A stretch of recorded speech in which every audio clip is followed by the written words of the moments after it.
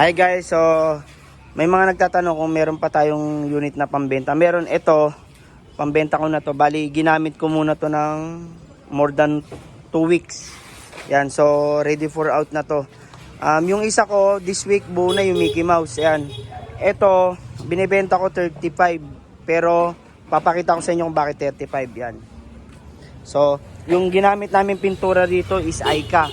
Texture paint ang binanat ng pintor ko. Yan. Texture paint yan, yung magaspang.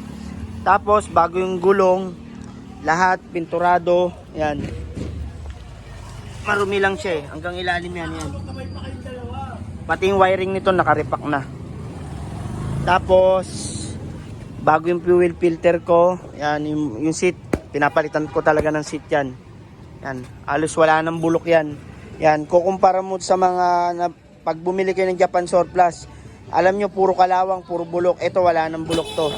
Yan. Tapos lahat ng parts nito, original carb Mikuni, original yung CDI India. Tapos, bago yung belt, bago yung flyball, bago yung sprocket set natin. Yan. Pag nagbubuo kasi ako, palit lahat. Yan.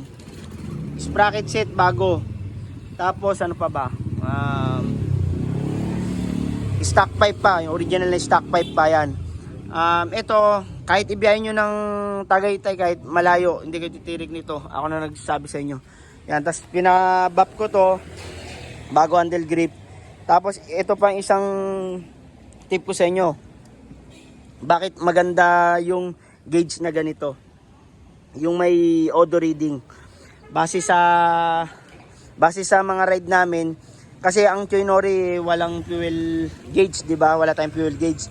Kaya mga gawa ko, ganito ang ginagamit kong gauge, yung may odometer. Kasi ang odometer, diyan kami nagbabase kapag bumibiyahe. Pag sinearch namin, ano ba, Tagaytay. Ang Tagaytay, no, sa 68 km. So, dito kami nagbe-base. Pagdating ng 50 km yan, gas up na kami yan. Magpapa-full tank na kami yan.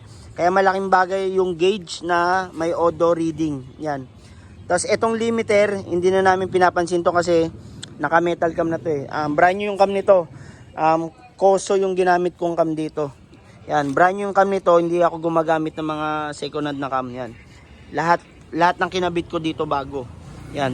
Worth it na to sa 30k kasi pag binili nyo sa akin to, papakita ko sa inyo yung quotation kung magkano inabot. Sobrang liit lang ng kita talaga. Yan, para lang ako naglalaro.